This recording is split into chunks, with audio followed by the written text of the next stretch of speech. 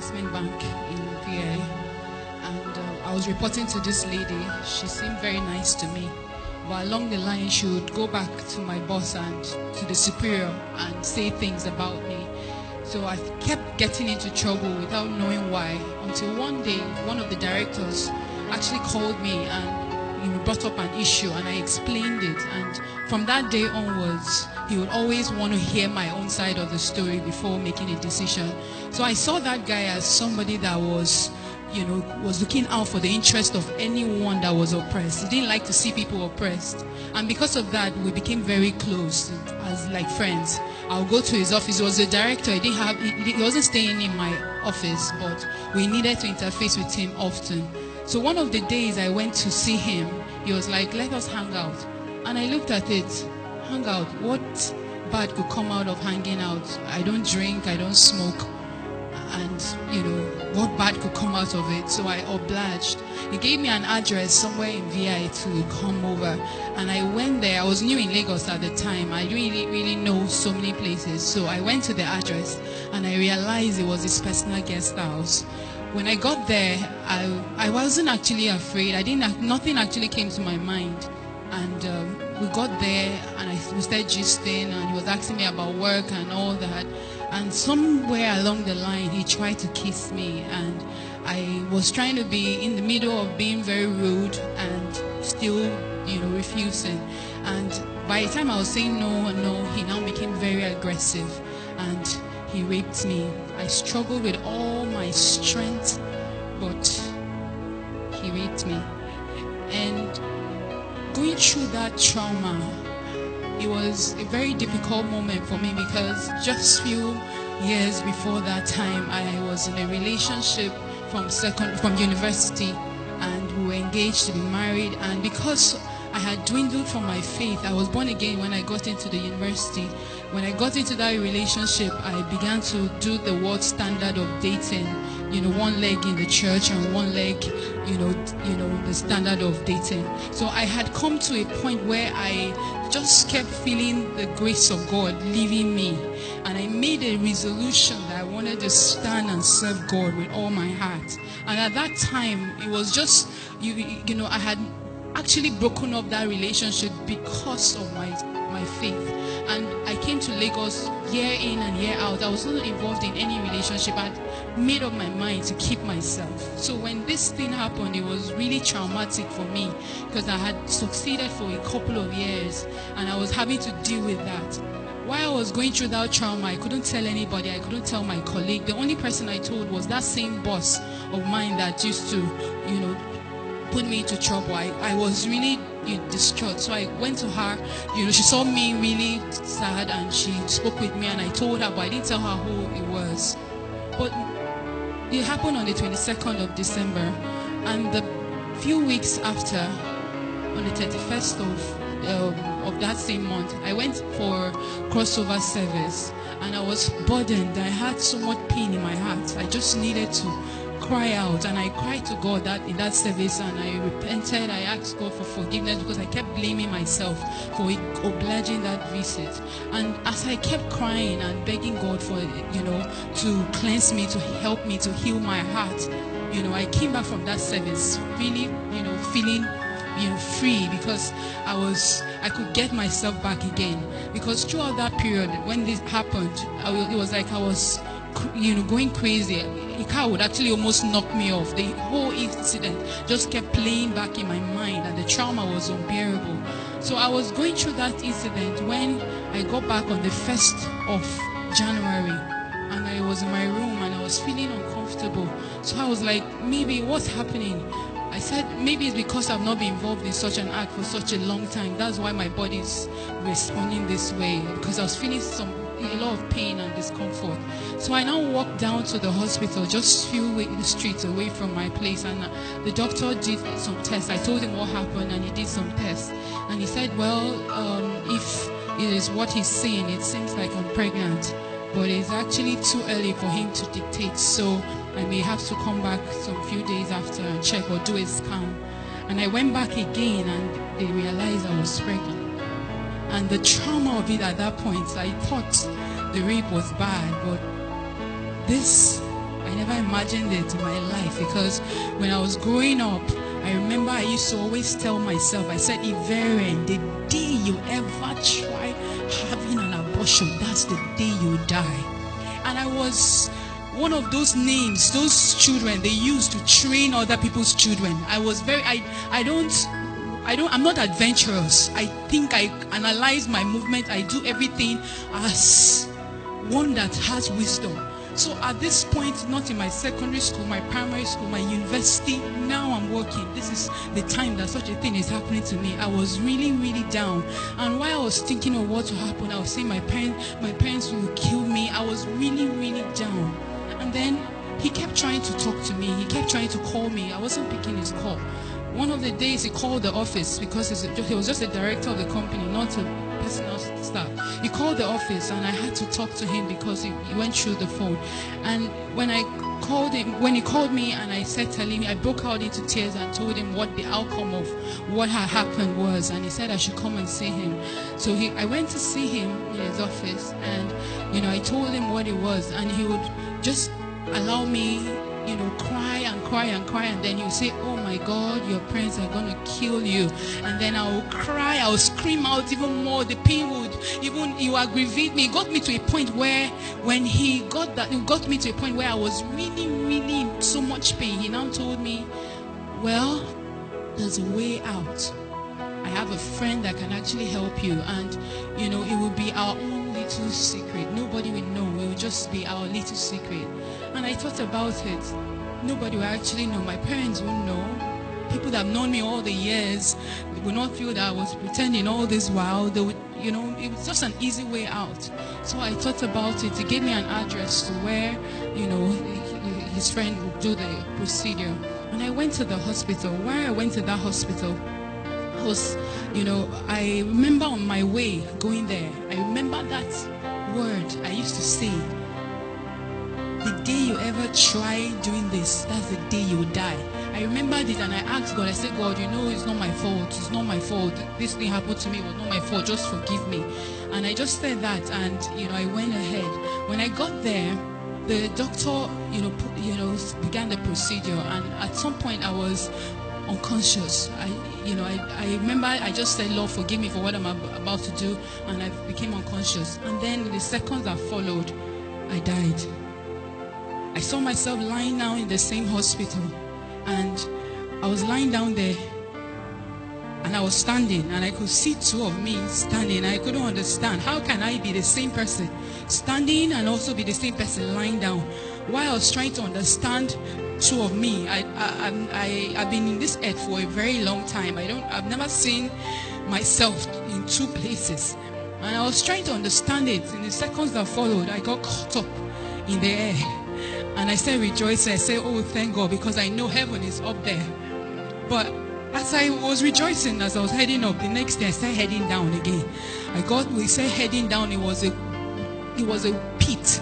The walls of that pit, it was gross darkness all over. It had a wall stretched out from the face of the deep. You could not see the end of it up, neither could you see the end of it down. And it had cell-like units, compartments, and it had a covering. You could see the kind of holes that time might make in the ground. That was what was covering the walls of those that cell. And I was wondering, I was asking myself, what am I doing here? What's happening? What's happening? Everything was happening in flashes. I was asking myself, what's happening? What am I doing here? And before you know it, I found myself on the other side. And it was in that place I realized what was happening. The first thing I saw was a woman. That woman, she had been burning for 100 years, and she'll melt.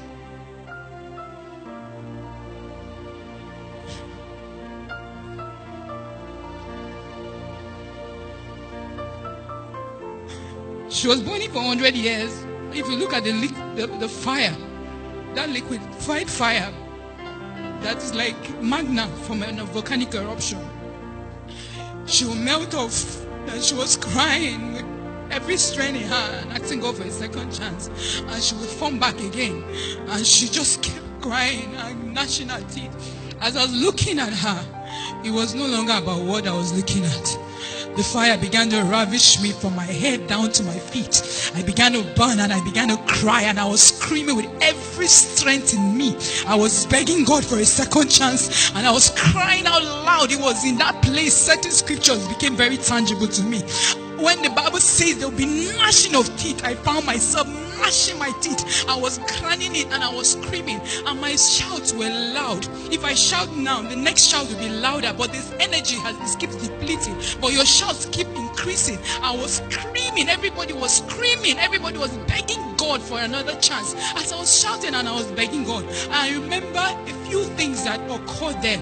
Some of the things that were traumatic for me were the fact that if you just imagine that everybody was shouting, the noise there was enough, was like a bomb blast blasting off your ears. If there was no fire, if there was nothing there, just that noise was enough to burst your earballs, but you wouldn't die. Then imagine you cannot breathe, you hold your nose for 1 hour, you cannot breathe, but you cannot die.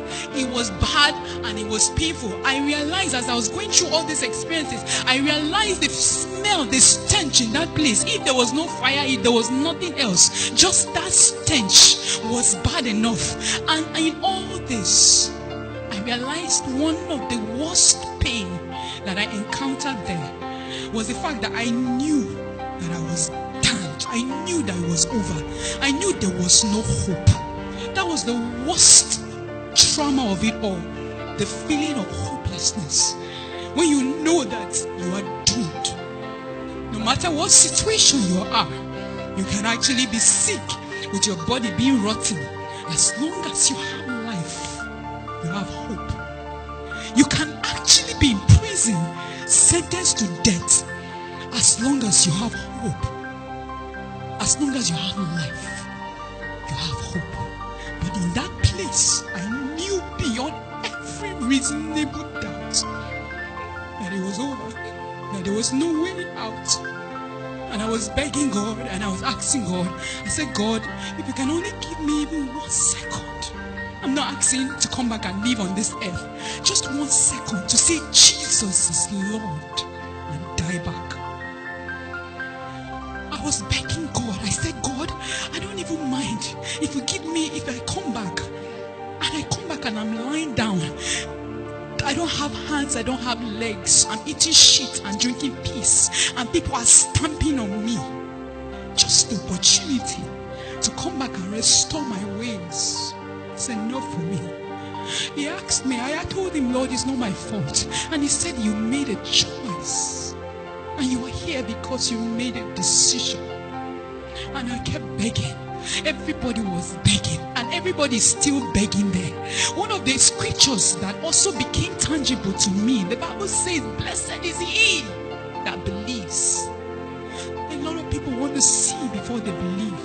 But if most of them saw, they know that hell is real. They are in the belly of hell, but it's over. They cannot make a choice now because they wanted to see before they believe. I kept crying and I kept begging God, and I was asking God the same way everybody was begging God.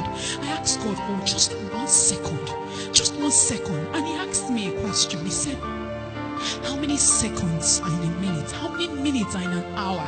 How many hours are in a day? How many days are in a month? How many months are in a year? How many years have you spent on this earth? Weigh those seconds in those years. With this 1 second, you are asking me, which of them is greater? Why is this 1 second now more important to you than all those years? And I was helpless. And I kept begging.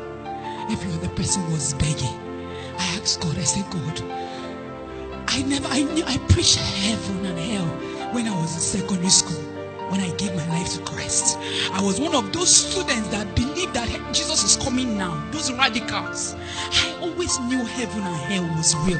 I preached it, but I never knew it was this real. And I asked him, I said, why is it that this thing is so real, but we live our lives like it doesn't exist? And And he said that's the trick of the devil. He blindfolds our minds so that we are busy chasing what is not important. And at the end of it all, we realize what is important, but we did not pay attention to what is important. And I kept begging. Every other person was begging.